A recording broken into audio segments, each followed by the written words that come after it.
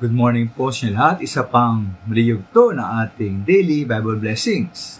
Pamagat po ng ating araling umaga ay huwag matulog at baka mahulog.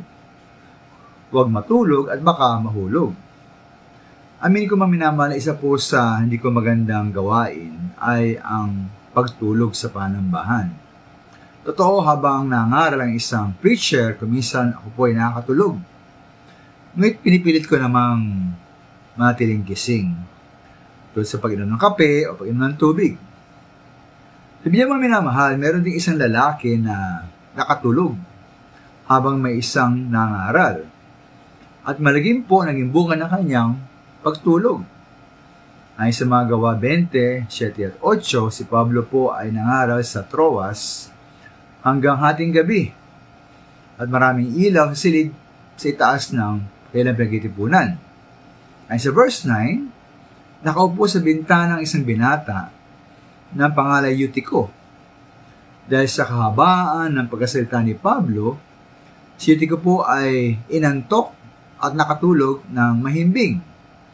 At nahulog siya mula sa ikatlong palapag sa kanyang kinaroonan, kaya't patay na siya ng buhatin.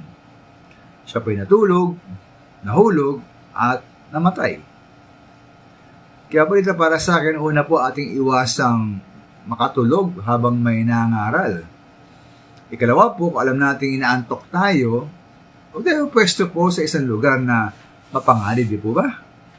Alam nga pa ni Eutico na inaantok siya, bakit pa siya upo sa bintana?